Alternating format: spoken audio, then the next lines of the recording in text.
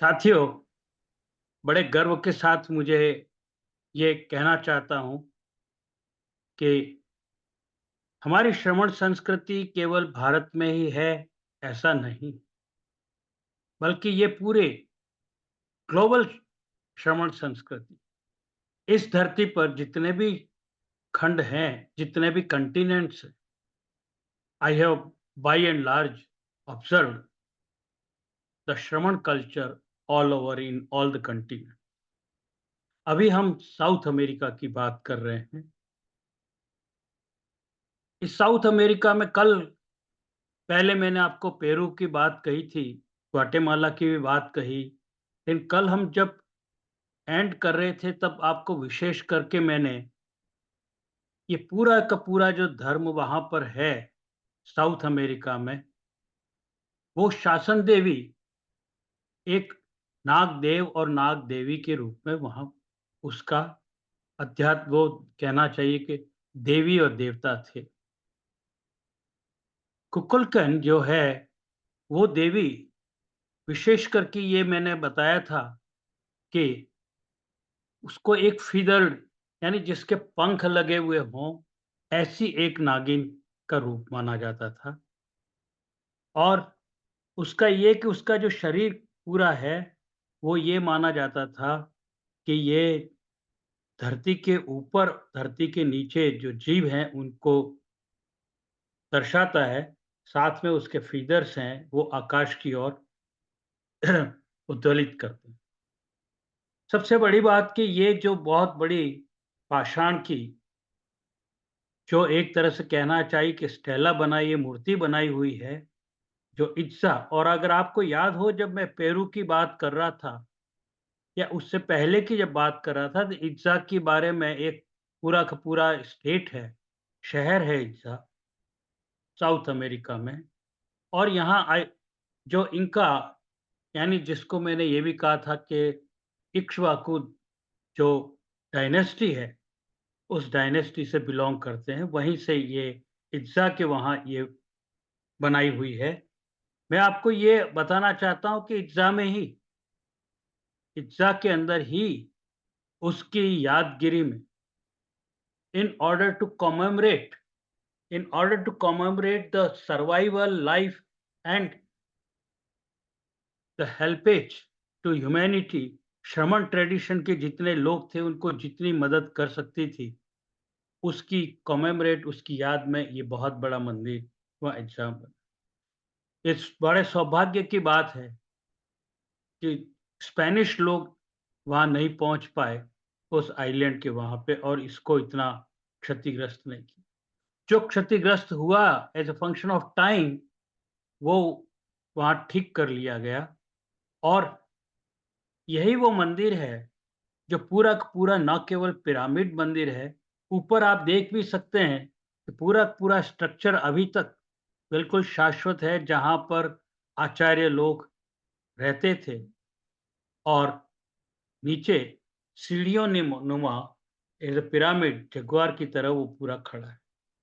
पूरा विश्व इस समय जो है इस बात से अचंभित है कि आखिर आज से 3000 वर्ष पहले ऐसी कौन सी आर्ट इन लोगों को आती थी कि इस तरह का थ्री डायमेंशनल स्ट्रक्चर खड़ा कर सकते। कौन सी इंजीनियरिंग और टेक्नोलॉजी थी। आई एम प्राउड टू से even that even now scientists, engineer of this 21st century, they are studying this structure and they are trying to make the model of three dimension। बात करूंगा, मैं आपको दिखाऊंगा। लेकिन इसको जो बनाया, वो पूरा एक एस्ट्रोनॉमिकल बिल्डिंग। आप देखिए कि जब इक्विनॉक्स आता है, आप जानते होंगे इक्विनॉक्स उसको कहते हैं, जब मार्च का महीना या सितंबर होता है और सन जो है वो अर्थ के इक्वेटर से गुजरता है। आप देखिए कि वहाँ के लोगों की अभी तक मान्यता है, till today they are recognizing, कि जब इक्विनॉक्स का टाइम आता है तो ये माता कुकुलेन जो है वो इस अपने अपने मंदिर के ऊपर चढ़ती है। आप देख रहे हैं ये जो पूरा सांप का जो एक स्ट्रक्चर, जो सीढ़ियाँ जो मैंने बताई थी अभी पहले वाली, इसके अंदर उसके ऊपर जाती हुई दिखाई दे। And that is the time when the sun actually on the left my this I have shown, ये दो जो चीज़ें हैं वो तो सोल्स्टिस के टाइम है, और ये जो दो वर्टिकल जो टाइम है, यानी वो इक्विनॉक्स के टाइम। इक्विनॉक्स के टाइम पे सन की जो लाइट है वो अर्थ के इक्वेटर के ऊपर से गुजरती। उस समय ना तो ज़्यादा सर्दी होती है, ना गर्मी होती है। That is a perfect time for all animals for their survival, for their venture here and there. उसी में ये नाग देवी कुल-कुलैन भी इसके ऊपर ही जो है आती है, ऐसी मान्यता है। और इसकी वजह से आप जानते हैं मार्च के अंदर जो है करीब 20 से 22 मार्च के बीच में, 21 मार्च के आसपास वो दिन भी उतना ही होता है जितनी रात होती है। उसी तरह से 22 सितंबर के आसपास भी दिन और रात दोनों बराबर हो, और दोनों टाइम उसके पश्चात सीज़न बदलता है। एक बार ऑटम आता है, एक बार स्प्रिंग होती है। इस तरह से सीज़न चेंज होता है। यानी मार्च के बाद में गर्मी बढ़नी शुरू होती है, और फिर सितंबर के बाद ठंड बढ़नी शुरू। इसी की याद में क्योंकि यहाँ पे आती है, तो लोगों का हुजूम देखेंगे हम। और इसी कुकुलेम के बारे में ये कहा जाता है कि ये अपना जो जॉ है, यानी मुँह जो है वो जब चौड़ा करती है, तो उसके अंदर से मनुष्य वेरियर्स जो वीर हैं, बहुत ही वीर जो हैं, उनको अपने अंदर से मुँह से यानी अपने शरीर के अंदर से उसको जन्म देती है, ताकि वो आने वाले फिर से जो है इस संस्कृति की रक्षा कर सके। बेसिकली इसका उद्देश्य यही है कि श्रवण संस्कृति की जो है वो रक्षा करना। तो ये कुकुलेन जो देवी है या दूसरे अन्य, जिस तरह से हमारे यहाँ 2400 तीर्थंकर भगवान के रक्षक देव और देवियाँ बताई गई हैं, जैसे भगवान आदिनाथ के बारे में मैंने बात की थी, गोमुख और चक्रेश्वरी की, पार्श्वनाथ के लिए धर्मेंद्र, पद्मावती वगैरह। भगवान महावीर के बारे में भी आप जानते हो, सिंहासनी देवी जो है उनकी रक्षक देवी। तो इनका अर्थ ये प्रश्न उठा हमारे वहाँ पे सेमिनार जब इंटरनेशनल कॉन्फ्रेंस कर रहे थे तब, कि क्या इनका कोई ये आते हैं और वापस चले जाते हैं, तो ऊर्ध्व लोक से इनका कोई संबंध है, या ये कहाँ से आते हैं, कैसे, मतलब व्हाट इज द रिलेशनशिप। अगर ये आते हैं तो क्या ये जो जगह है इग्ज़ा, जहाँ पर ये मंदिर बनाया हुआ है, और ये टॉवर नुमा जो मंदिर है, वो क्या इसका द्योतक है? मैं आपको ये भी बताना चाहता हूँ कि श्रवण संस्कृति के अंदर इनके यहाँ पर कितनी ही तरह के देवी और देवताओं को जो है ये माना गया है कि वो नाग सर्पेंट के रूप में, नाग और नागिन के रूप में वहाँ पर जन्म लेते हैं, और उनको कई तरह के देवों के रूप में इनकी व्याख्या की गई।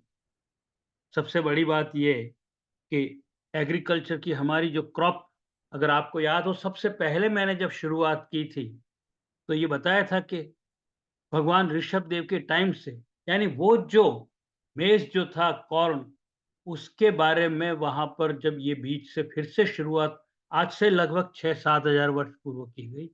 इसी एग्रीकल्चर के क्रॉप के रूप में एक देव को इसी की या देवी को इसी की मान्यता दी गई। दूसरी ओर ये कि कई सारे जो क्लाइमेट की कंडीशंस हैं, जैसे हवा चलती है, टेम्परेचर चेंज होता है, तो उसके लिए भी प्रकृति की जितनी भी हैं, यानी चाहे जीव हो, वनस्पति हो, अलग-अलग तरह के पदार्थ हों, सबके लिए जो जो आवश्यक हैं, उनको देवी और देवता के रूप में माना।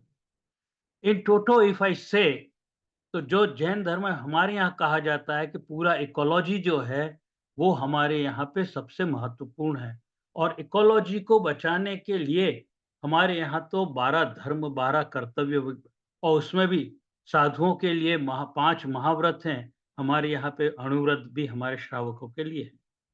By and large similar kind of same tradition was existing was existing 5000 years before the present. इतना विशाल यहाँ का जो है वो धर्म था।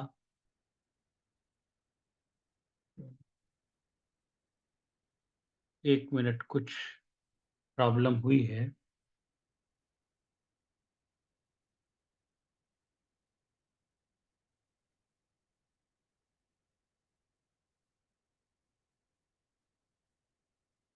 आपको दिखाई दे रहा है? आर यू एबल टू सी? जी, दिखाई दे रहा है। ओके, मैं उसी की बात कर रहा हूँ। तो वहाँ पर जो है, जो नाग देवी और देवताओं को एक विशेष दर्जा दिया हुआ, एक विशेष स्थान दिया हुआ है, और उसके अंदर ये कहा गया है कि जितनी भी माया सभ्यता संस्कृति के अंदर जो है, उनकी मैथोलॉजी यानी पौराणिक कथाएं वगैरह हैं, उनके अंदर नाग नागिन की जो भी चर्चाएं की गई हैं, वो इस बात पे आधारित हैं कि वो सब के सब जो सेलेशियल बॉडीज हैं, यानी हमारे जो विमान देव कहो या ज्योतिष देव कहो, उनके साथ जोड़ी हुई हैं। और जैसे कि सूर्य है, मंगल है, ग्रह हैं, चंद्रमा है, स्टार्स हैं, इस तरह से कहिए कि सारे के सारे जो देव हैं, देवी-देवता, तो उनके ये नाग-नागिन हैं, they are the vehicles, transport mechanism for the journey, for the travel of all celestial bodies. ये बहुत बड़ी बात। इतना डिटेल में हमारे यहाँ भी अलग बात कर दी है कि वैमानिक देव अलग हैं, लेकिन इनका कहना है कि the vehicle are actually termed as this serpents, चाहे वो अलग-अलग फॉर्म के हों, उसमें से कुछ अपन बातचीत करेंगे विषय। मैं आपको एक और चीज़ बताना चाहता हूँ कि एक तरह का एक नागिन जो है, जिसका नाम है क्वेट्ज़ालकॉट, वो जो है उसकी विशेष दर्जा दिया हुआ है, और उसको ये कहा जाता है कि it was represented as a feathered serpent. मैंने आपसे शुरू में भी कहा कि फीदर्ड जो है, पंख लगे हुए उड़ने वाले, उस तरह के बातें इनके बारे में कही हुई है। And it is used to actually various kinds of decodes करके, और उनको भी ये बताया गया है कि किस तरह से क्लाइमेट के साथ। अब हमारे यहाँ इतनी डिटेल नहीं है जितनी इनके यहाँ छोटी-छोटी बातों के लिए अलग-अलग जीवों को अलग-अलग से संकेत रखा गया है। For example I tell you, the atmospheric pressure जो है, उसके लिए भी एक अलग तरह का नाग-नागिन की कल्पना की गई है। तो ये जो है, क्या वास्तव में, या टेम्परेचर के लिए कहिए, मतलब अलग-अलग द्रव्य अपन कहते हैं, द्रव्य, क्षेत्र, काल और भाव, तो उन सब चीज़ों के लिए और उनके भी सब डिविजन्स के लिए अलग-अलग कहा गया। परंतु everything by and large, all kinds of concepts are related with the celestial body. और इसलिए मुझे लगा, तो मैंने वहाँ सेमिनार में भी पूछा था कि आप जो लोग जब ये कहते हैं कि they are the vehicles for the celestial bodies, तो क्या ये जब ज़मीन पर भी आते हैं, तो क्या वो ऊर्ध्वलोक से यानी अपर यूनिवर्स से आते हैं? लेकिन चूँकि वहाँ के प्रोफ़ेसर्स वग़ैरह तो अपर यूनिवर्स, ऊर्ध्वलोक के बारे में नहीं जानते थे, तो they were unable to address this question. लेकिन हम लोगों ने बाद में सोचा कि आखिर ऐसा क्या है? और ये लगभग बाय एंड लार्ज सारे माया सभ्यता के जितने भी शहर हैं, मैंने आपको कल बताया था कि लगभग 417 तो वहाँ पर ग्वाटेमाला में, लेकिन 600 के आसपास या उससे भी ज़्यादा सभ्यता होंगी। तो उनसे संबंधित हमको ये एक बार समझना ज़रूरी है कि आखिर ये इक्ष्वाकुक से रिलेटेड जो नाग-नागिन हैं या सभ्यताएँ हैं, या कौन ये जो नाग-नागिन हैं, तो ये कौन हैं, जो कहाँ और कहाँ से आते हैं? आप देखिए कि मैंने अभी जिनको बात कही आपको कैट्ज़ालिक के बारे में, तो कैट्ज़ालिक जो हैं, ये बेसिकली जो है, अ, 2 तरह के माने जाते हैं। एक मैंने अपने लेफ्ट में बताया है, एक राइट में बताया। लेफ्ट में जो बताया है, तो वो ये कहा जाता है कि it is has a some kind of a form, uh, serpent at the left. उसके बाहर जो, अगर आप मेरे ये कर्सर से देखें, ये बाहर जो फीदर निकाल के रखे हैं, तो ये विंड के, हवा के प्रतीक हैं।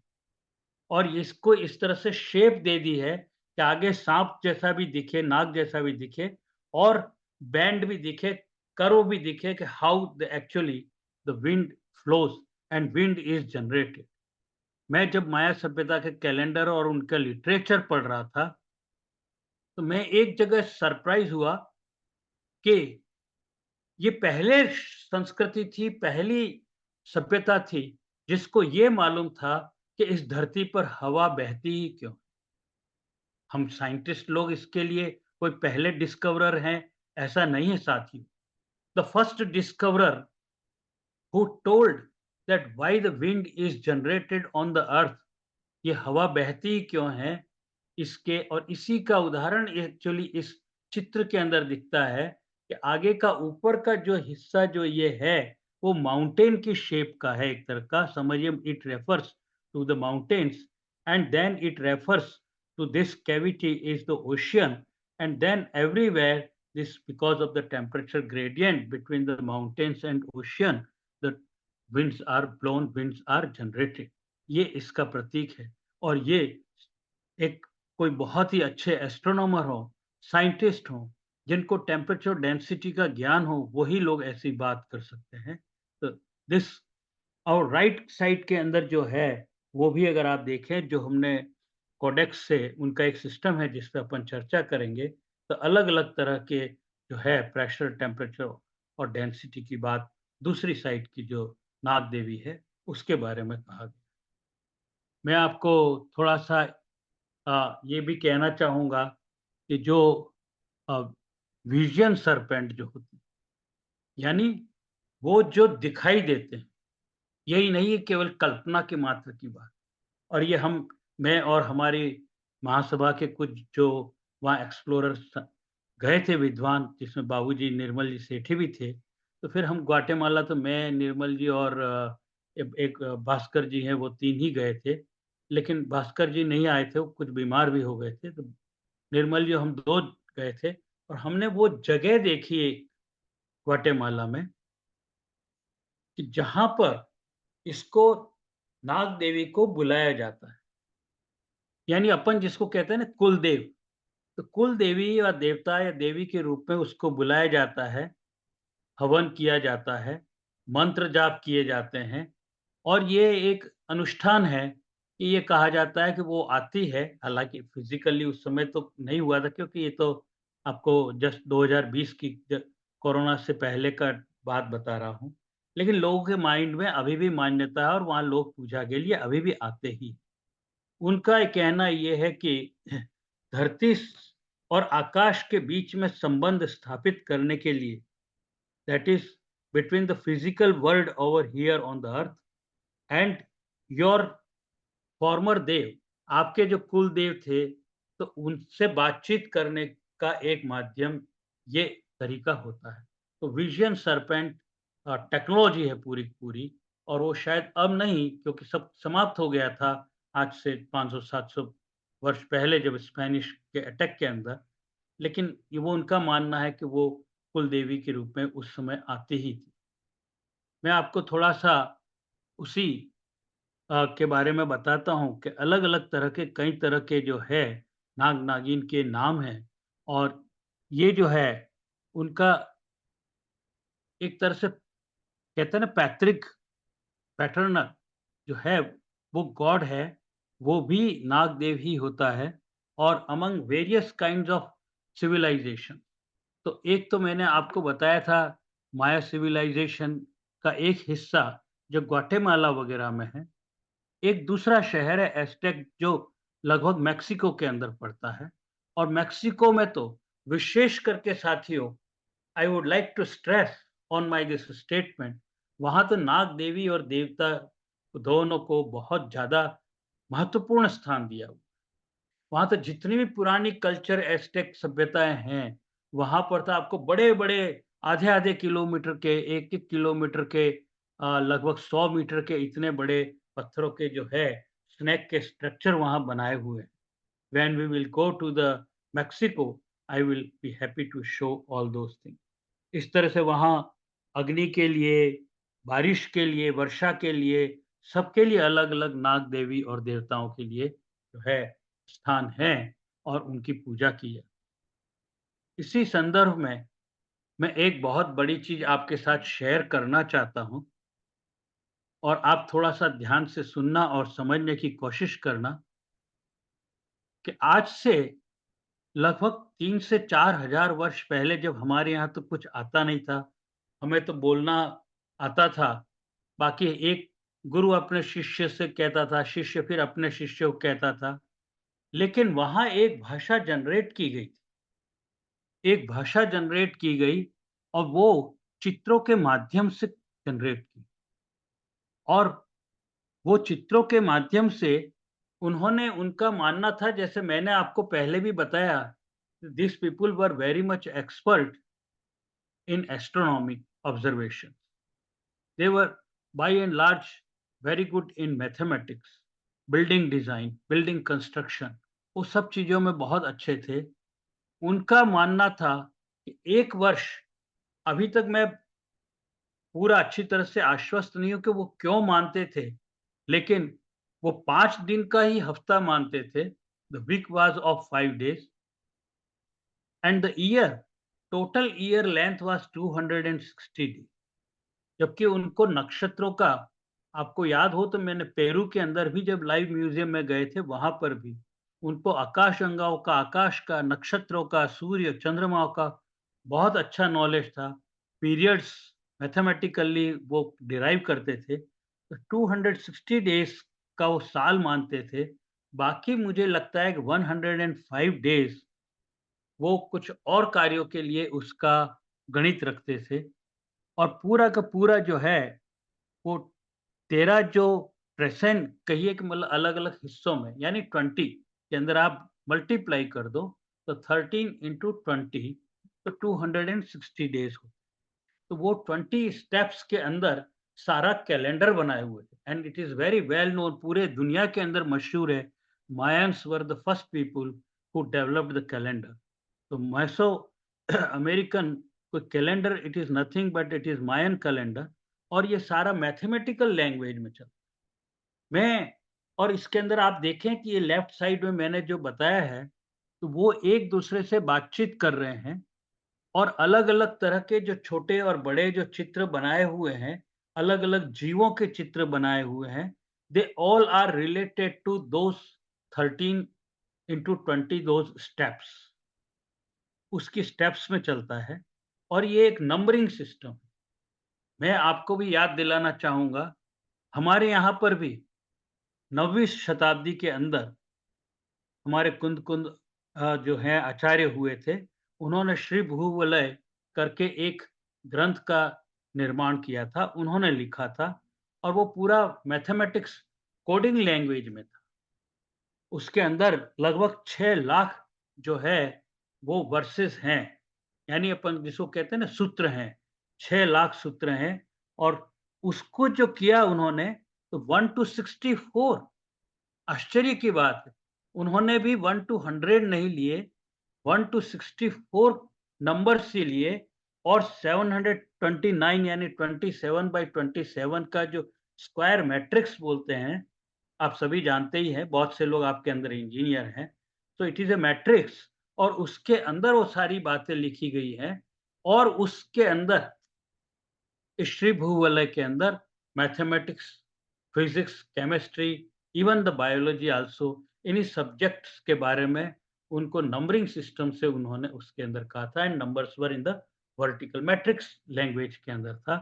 तो ये मुझे लगता है कि हमारे यहाँ ये बाद में किया गया लेकिन वहाँ तो आज से मतलब 5000 वर्ष समझ लीजिए कि 3000 BC means almost 5000 years back. तो ये चीज़ें डेवलप की गई थी उस ज़माने के। मैं आपको ये भी बताना चाहूँगा कि उनके यहाँ पे जो मुख्य रूप से जो लिटरेचर थे, उन लिटरेचर को जो डिवाइड किया उन्होंने, तो वो लगभग 4 तरह की मुख्य बातें हैं, लेकिन मैं 2 तरह को ही मुख्य मानता हूँ।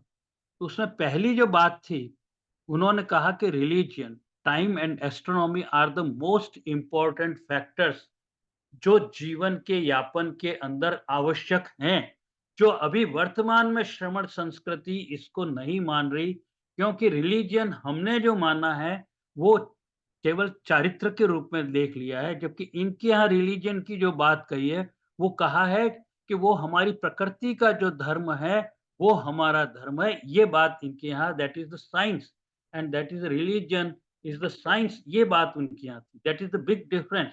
आज से 5000 वर्ष पहले वो लोग रिलीजन को ही अपना प्रकृति का धर्म मानते थे और उसी से चलते थे और हजारों साल उन्होंने निकाल दिए इस धरती पे। सबसे लंबा अगर किसी डायनेस्टी ने राज किया तो वो श्रमण संस्कृति के अगर कोई लोग थे तो वो मायन्स लोग थे, जो लगभग 4 से 5000 वर्ष तक, लगभग 1500 एडी जब तक स्पेनिश ने अटैक नहीं किया और लगभग समाप्त नहीं कर दिया, तब तक वो राज करते रहे। So basically they were of the impression कि बिल्डिंग की डिजाइन हो तो भी मैथमेटिक्स चाहिए। And what they were doing, they were experts. वो कोई भी चीज करते थे तो जो सेलेस्टियल ऑब्जेक्ट्स थे उनकी observations as a function of time लेते और उसी ऑब्जर्वेशंस के आधार पे वो सारा का सारा कैलकुलेशन करते थे। यानी कोई कॉमर्शियल बिल्डिंग बनानी है, ऑफिशियल बिल्डिंग बनानी है, मकान बनाना है या कोई रोड्स बनाने हैं, ट्रांसपोर्ट सिस्टम, तो वो हर चीज के अंदर जो है वो एस्ट्रोनॉमिकल ऑब्जर्वेशंस को ध्यान में रख। मैं आपको यहाँ पे थोड़ा-सा एक नई बात बताना चाहूँगा कि ये श्रमण संस्कृति थी और इवन हमारे यहाँ पे भी जो श्रमण संस्कृति भारत में भी है, हम लोग एस्ट्रोलॉजी पे कभी विश्वास नहीं करते। हम लोग जो विश्वास करते हैं वो एस्ट्रोनॉमी एंड एस्ट्रोफिजिक्स पे विश्वास करते हैं। 2 में बहुत बड़ा डिफरेंस है। हम किसी ज्योतिष को नहीं मानते, हम खगोल विज्ञान को मानते, हम साइंस के ऊपर विश्वास करते हैं। हम क्यों ऐसा करते हैं? क्योंकि अगर हम एस्ट्रोलॉजी पे विश्वास करने लग जाएँगे, तो भगवान महावीर का दिया हुआ कर्म सिद्धांत फेल हो जाएगा। हमारे यहाँ कभी किसी चीज़ के अंदर जादू, चमत्कार, मिरेकल हो जाएगा, इसके ऊपर कोई तवज्जो, कोई महत्व, कोई इम्पोर्टेंस नहीं दी गई। बिकॉज़ हमारे यहाँ पे कर्म सिद्धांत के आधार पे अगर कोई चीज़ हमको लगती है कि अरे! ये अचानक मेरे लिए ऐसा कैसे हो गया? वो आपके पुण्य कर्म का उदय हुआ है इसलिए कहा गया। और कोई चीज़ खराब होती है, तो हमारे यहाँ ये कहा कि अभी वर्तमान में आपके पाप कर्म का उदय हुआ है। हमारे साधुओं पर भी पाप कर्म के उदय होते हैं। तो कोई पुण्य और पाप कर्म, हमारे यहाँ कर्म सिद्धांत is the prime factor, prime actually of importance, the whole theory, whole doctrine. ये सबसे इम्पोर्टेंट बात। दूसरी बात ये है कि उन्होंने जो भी कहा कि ये as a function of time प्रकृति के अंदर सब चीज़ें बदलती रहती हैं। देखिए उस समय उन्होंने कही थी, जो अब हमारे यहाँ पे हम लोगों ने आगम के अंदर कहा हुआ है। इन्होंने तो उस समय कहा था कि मैंने आपको तो और डिटेल में बताया कि they were also aware, they were knowledgeable about the pressure, temperature, density, gradients etcetera. और तब उन्होंने कहा था कि कोई भी चीज़ होती है, वो द्रव्य, क्षेत्र, काल और भाव में परिवर्तन की वजह से पर्याय बदलते हैं, उसकी वजह से ही होती है। सो साथियों, आप ये समझ सकते हैं कि कितना इनरिच्ड ये जो है कल्चर उस समय था। दूसरा जो है, उन्होंने ये हिस्ट्री के ऊपर जो है उस पे काम किया कि हमारी जो जन्म जो होता है जिसको कहते हैं ना अपन रीबर्थ होता है, उसके बारे में, राजा-महाराजाओं की हिस्ट्री क्या है उसके बारे में, तो उसकी उन्होंने हिस्ट्री को लिखा, किया एक तरह से जो भी समझा। दूसरा मिथिकल स्टोरीज़ जो हैं और फेस्टिव जो हमारे त्योहार आते हैं उनसे संबंधित दे वर वेरी रिच। और लास्ट में जो है एवरीडे लाइफ का जो लिटरेचर है, वो भी उनके यहाँ पर बहुत महत्व का था। तो इस तरह की ये 4 चीज़ें उन्होंने अपने वहाँ पर कही कि ये हमारे बहुत इम्पोर्टेंट है। लेकिन उसके अंदर 2 फर्स्ट एंड सेकंड जो मैंने बताया कि धर्म, समय और खगोल विज्ञान ये सबसे प्राइम इम्पोर्टेंस की चीज़ें थी। दूसरा जो इतिहास से संबंधित जो है वो बहुत इम्पोर्टेंट, उसकी वजह से ही उन्होंने चाहे वो कोई भी तरह की रस्म हो, उसके मॉन्यूमेंट्स बनाने शुरू किए। धर्म के है वो इंस्क्रिप्शन जो है वो चाहे चित्रों के माध्यम से ही हो, फिगरीज के माध्यम से, इमेजेस के माध्यम से उन्होंने इंस्क्रिप्शंस बनाए। और जब जैसे-जैसे फिर लैंग्वेज आती गई, तो लैंग्वेज के अंदर अपने इंस्क्रिप्शंस को धीरे-धीरे बनाते चले। So even now it is a very helpful.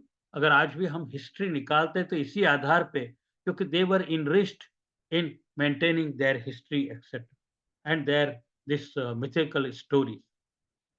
मैं आपको थोड़ा-सा एक और नई चीज़ के बारे में लेके जाना चाहता हूँ कि जब धीरे-धीरे आज से लगभग समझिए थोड़ा मॉडर्न टाइम आया, लगभग 2000 से 3000 वर्ष पहले की बात है। तो उन्होंने जब लिपि को थोड़े अक्षर, अंक बन संबंधी काम करना शुरू किया, तो उन्होंने 62 स्टेप्स के अंदर, देखिए मैंने अभी आपको बताया था कुंद-कुंद वाले में जो श्रीभुवले में 1 से 64 की स्टेप्स थी। इसमें 62 स्टेप्स हैं और इन्होंने जो 7000 ग्लिप्स यानी इसको अंकों को लिखते थे और उससे आगे से आगे पन्ना बदलता था वर्टिकल वर्टिकल फॉर्म। ये जो चीज़ें हैं वो उन्होंने करनी जब शुरू की, तो उन्होंने फिर उसको चित्र से संबंधित जो मेरे पास ये जो वहाँ इंस्क्रिप्शन मिला, जिसको स्टेला पत्थर पे किया हुआ था, मैं बड़े गर्व से कहता हूँ कभी-कभी कि ये क्या है कि उनकी और हमारी में तो बहुत समानता है, बल्कि हम अभी उस शिखर तक नहीं पहुँचे जितना नॉलेज उनको था। हम तो उसके 1% के बराबर भी शायद नहीं। आप देखिए कि ये 22 इसके अंदर स्टेप्स जितना उस समय उनको बनाने आता था, क्योंकि ऊपर से टूट गया था। हो सकता है कि ये 24 हों या इससे ज़्यादा रहे हों, लेकिन कुछ चित्र अंकित किए। मैं ये नहीं कह रहा कि ये 24 तीर्थंकरों के बारे में ही हो, ऐसा मैं नहीं कह सकता।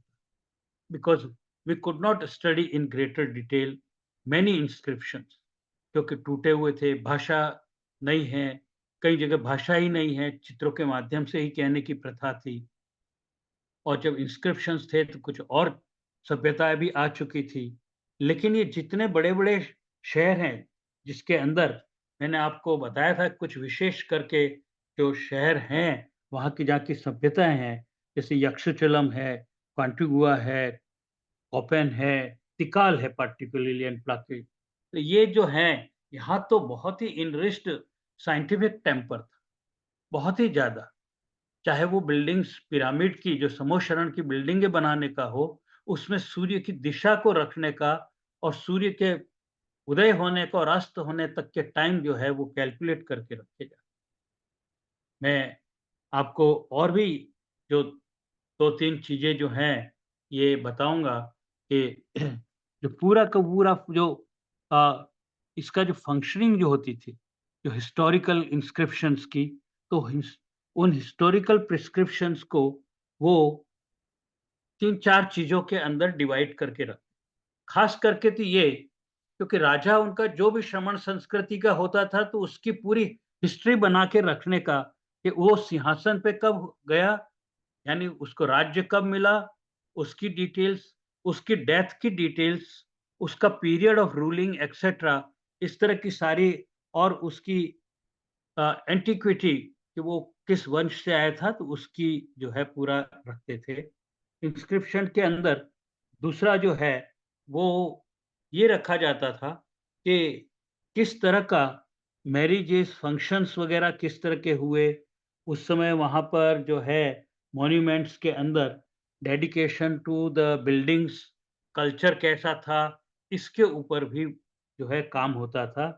और दूसरा कुछ इस तरह का कि कब-कब जो है उसके ऊपर आक्रमण हुआ, कब कौन कहाँ जीता था उनके अंदर, यानी कब पतन हुआ सभ्यता का, कब वापस उदय हुआ, तो इसकी कहानी भी वो सँभाल करके, क्योंकि उनको ये पता था कि हमारे समाप्त होने के बाद में आने वाली जो पीढ़ी है, उसको पता होना चाहिए कि हम लोग कौन हैं, क्या हैं। तो धीरे-धीरे उन्होंने इस तरह के इंस्क्रिप्शन और मॉन्यूमेंट्स का निर्माण करना शुरू। इसी के संदर्भ में जब बहुत ज़्यादा अच्छा नॉलेज हुआ, तो वर्तमान में यानी लगभग कहूँ कि फर्स्ट मिलेनियम ऑफ बीसी से लेकर के 1000 एडी तक के अंदर ये मेक्सिको वाली साइड है, और जब इनको सब पता लग गया काफ़ी एस्ट्रोनॉमिकल ऑब्जर्वेशंस वगैरह से, और उन्होंने सबसे ज़्यादा अच्छी डिटेल में समझा, तो वो सूर्य को समझा था, धरती को समझा था, धरती के मौसमों को समझा था, क्लाइमेट की कंडीशंस को समझा था। इस सूर्य यंत्र के अंदर जो अभी एस्टेक के अंदर है, लगभग जो है इस पत्थर पे, एक ही पत्थर पे पूरा ये जो बनाया हुआ है, उस पत्थर का वज़न 20 टन्स के आसपास, यानी 20,000 किलो के आसपास का वज़न है। और कि इसके ऊपर आपको मैं थोड़ी-सी देर लूँगा, कुछ क्लियर कट चीज़ें इसी पे ही दिखाई देंगी, क्योंकि ये कई सारी जगह स्टेला पत्थर के जो है सूर्य यंत्र बनाया हुआ। बीच में साथियों ये जो है, वो पूरा एक सूर्य का जो है, मनुष्य के रूप में समझो या एक जीवित जीव के रूप में, उसका चित्र है जो मुँह से अंदर से ज्वाला बाहर निकाल रहा है, यानी प्रकाश दे रहा है। विस्फोट होते हैं तो उसके अंदर से, उसका जो प्रकाश होता है, उसका रंग जो है वो 7 ही रंग का होता है। ये बात सबसे पहले उन्होंने कही थी। और आप देखें कि ये जो एरोज़ निकल रहे हैं, they are of 7 different types, 7 तरह के ही हैं। और ये 7 जो हैं वो रंगों से मिश्रित हैं। आप देखिए 1, 2, 3, 4, 5, 6 और 7, और यहाँ 2 नीचे एंटी डायरेक्शनल नाग और नागिन के दिए हुए हैं। Those who control all the manifestations from sun to all over the earth. अंदर की जो पहली रिंग है, उसके अंदर अलग-अलग तरह के जो सेलेशियल ऑब्जेक्ट्स उसके चारों तरफ जो धार्मिक ढंग से रिलीजियस स्टोरी के रूप में चक्कर लगाते हैं, परिक्रमा करते हैं। उनके जिसमें देवी-देवता भी बताए हैं, सभी तरह के जीवों के बारे में। आप देखिए कि उसके आउटर स्कर्ट एरिया में 28 तरह के नक्षत्र भी हैं, ग्रह भी हैं, सब कुछ। तो बेसिकली कुछ लोगों का कहना है कि ये एक तरह से हार्ट था। ये हार्ट है या बेसिक प्लेटफ़ॉर्म है उनके कैलेंडर बनाने का। कई जगह पे बना हुआ है, कई जगह थोड़ा टूट भी गई है प्लाक जो है वो। और इसके अंदर लगभग 500 से 1400 एडी के अंदर ये यहाँ पे बनाया हुआ था। लगभग वही की वही स्टाइल है, कुछ इसके अंदर चेंजेज़ हैं। तो उसकी वजह से कुछ लोगों ने ये कहा कि शायद ये उस क्लाइमेट की स्टडी के लिए या कैलेंडर के लिए नहीं हो, ये जिस राजा ने बनाया, उस राजा की यादगिरी में बनाया और उसके बारे में हो, लेकिन ऐसा नहीं है। वस्तुतः तो वही-वही चीज़ें इसमें भी हैं, और उस राजा के बारे में इंस्क्रिप्शन अलग से लिखा जाता था। So there are many such kinds of things. और जो सन के प्रति जो उनका है, वो फेथ बहुत ज़्यादा होता था। तो जो सूर्य है, उसको वो जो नाम देते हैं, वहाँ के मायन जो भाषा है, उसके अंदर नाम दिया हुआ था तोनातुहा करके, तोनातुहु। तो उसके प्रति बहुत फेथ था। तोनातुहा और अर्थ, इन दोनों के बीच में, यानी सन अर्थ रिलेशनशिप पे वो कहूँ कि उस सोलर टेरेस्ट्रियल फिजिक्स के वो बहुत बड़े माहिर थे। और इसी बारे में बहुत कुछ उन्होंने स्टडी कर रखी थी कि किस तरह से सन के अंदर कोई भी तरह का डिस्टरबेंस भी होता है, तो वो जो है अर्थ के ऊपर इफ़ेक्ट होता है। दे हैव आल्सो स्टडीड कि सन के अंदर से जो भी रश्मियाँ, प्रकाश वगैरह बाहर निकलती हैं, how human heart actually feels, what kind of things happen on the tongue also, and represented by a some kind of a obstume, a knife जो तेज धार वाला जो होता है। तो कई तरह की चीजें वो क्योंकि सिंबॉलिक लैंग्वेज जानते थे, तो उससे संबंधित वो बात करते थे। और उसके बारे में फिगरिस जो है, फोटोज वगैरह, कलर के फिगर्स वगैरह भी बनाते। जिस तरह से हमारे यहाँ पाहुड़ शब्द है, यानी शास्त्र, तो वहाँ पर एक बहुत बड़ा शास्त्र है। और उसको कैलेंडर की फॉर्म में जो है, तो टोनल पाहुल लिख करके जो शब्द है, बेसिकली बाद में जो है। और ये 20 डे का जो एस्टिक जो सेक्रेड कैलेंडर माना जाता है, 20 दिन का, महीने में जो है 20 दिन का एक सैक्रेड यानी पूजनीय, वंदनीय कहिए, उसकी पूजा कहो, ऐसा एक कैलेंडर माना जाता है। और वो 13 के नंबर से मैंने जो आपको बताया था, तो 260 डेज़ के कैलेंडर के रूप में कन्वर्ट करते हैं और उसकी पूजा करते हैं और उसी से ही पूरा साल चलता था। I don't know what they were exactly doing for the rest of 105 days, लेकिन उस समय उनका तो 260 डेज़ से ही है। और मेरे अगली बार में, अगले लेक्चर में थोड़ा-सा उस कैलेंडर के बारे में, जो मैंने हम लोगों ने बैठ कर के वहाँ पे जो म्यूज़ियम के क्यूरेटर थे उनसे चर्चा की और उनसे समझने की कोशिश की कि किस तरह से ये वर्क करता है, जबकि वो तो कलर कोडेक्स के अंदर ही जो है उसकी पूरी रचना की गई। But people have now understood कि वो किस तरह से विस्तृत कैलेंडर था और वो 100-100 साल की, 500 साल की, 1000 साल की भविष्यवाणियाँ करती। साथियों, मैं स्वयं आपको बड़े गर्व से कहना चाहता हूँ कि इस श्रमण संस्कृति, माया सिविलाइजेशन ने ही पहली बार दुनिया के अंदर कहा था कि 5 वर्ष का एक लघु युग होता है और उन्होंने चंद्रमा की स्टडी के बेस पे कहा। Can you believe? आज से हजारों वर्ष पहले।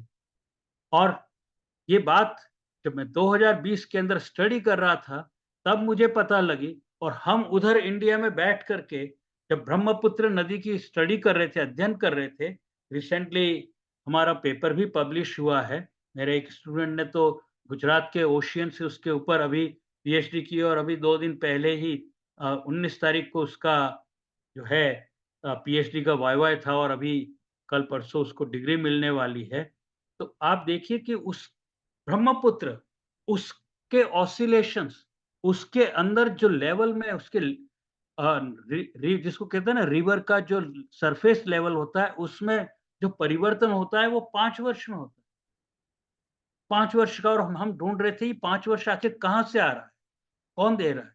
इसी तरह से मैं नेशनल इंस्टीट्यूट ऑफ टेक्नोलॉजी सूरत में जब उन लोगों के साथ काम कर रहा था, तो हमें हवा के अंदर यानी एटमॉस्फेयर के अंदर जो इलेक्ट्रॉन की जो पीरियोडिसिटी है, वी फाउंड 5 ईयर्स। उदयपुर के पास अगर आपने कभी सुना हो एशिया की सबसे बड़ी जो लेक है जयसमंद नाप है, तो जयसमंद लेक का जो पीरियड आता है वो भी 5 साल का आता है। यद्यपि वो 11 साल का सनस्पॉट भी साइकिल दिखाता है, 22 साल का अकाल का भी दिखाता है। But by and large it was also revealing. तो ये पता लगा कि it means there is something connection between all the natural phenomena and the linear periodicity of the लघु जो युग है 5 वर्ष का उसके साथ। इसी संदर्भ में मैंने आपसे शुरू में कहा था कि जो है अभी वर्तमान में साइंटिस्ट लोग उसी कुलकुलन देवी का जो है उसका जो मंदिर बना हुआ है या उसको कहें कि वहाँ पर पिरामिड टेम्पल है, उसकी स्टडी के लिए अभी 3D मॉडल वहाँ पे तैयार किया है और यूएसए में उसकी स्टडी हो रही है। शायद अब इसको आर्टिफिशियल इंटेलिजेंस से और डिटेल में स्टडी की।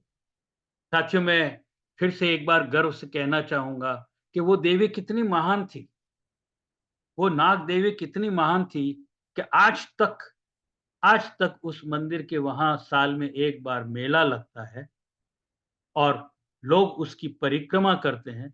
लोग ऊपर तक चले जाते हैं, जहाँ आचार्य का स्थान था और लोग वहाँ पर भी परिक्रमा करते हैं, नीचे भी परिक्रमा करते हैं। लोग ये चाहते हैं कि हम भी एक बार अलग-अलग तरीके जो स्टेप्स हैं वहाँ जाके चढ़ें, जहाँ पे नाग देवी जो है हर इक्विनॉक्स पे, हर जो है equinox when the sun actually passes over the equator, तो उस समय आती है और वो चढ़ती है। उनकी अभी भी मान्यता है और वो ऐसा ही होता है, अभी भी होता है। तो वो चाहे वो एस्ट्रोनॉमिकल समझिए कि एक फिनोमेना हो, एस्ट्रोनॉमिकल फिनोमेना है, लेकिन वो मानते हैं कि ये सब कर्म सिद्धांत के आधार पर है। जो कुछ होता है वो उसके बेस पे। मैं अभी ज़्यादा नहीं अब समय लूँगा क्योंकि अब हम मंडे के दिन और बात करेंगे और अब हम माया सिविलाइज़ेशन का जो कल्चर था और क्या हम उसके कल्चर से डायरेक्ट कोई, चाहे वो ग्वाटेमाला हो या मेक्सिको हो, हम कोई डायरेक्ट एविडेंस एट लीस्ट ऐसे निकाल सकते हैं जिससे कहें कि ये श्रमण संस्कृति जैन धर्म की ही थी, ये हमारे निगंठा धर्म की ही थी और उसी के आधार पे ये चला। क्या हम कह सकते हैं कि यही कुलकुलान देवी जो थी, उसका आज से 3000 वर्ष पुराना जो हमारी पद्मावती का इतिहास है, I hope you all remember, लगभग 2900 वर्ष जो है भगवान पारसनाथ को हुए। और भगवान पारसनाथ ने अपने पहले जन्म में जो है समय के अंदर, जब यानी पद्मावती धर्मेंद्र अपने पूर्व जन्म में थे, नागवंश में जन्म लेने से पहले, तो पारसनाथ ने उनकी मदद की थी।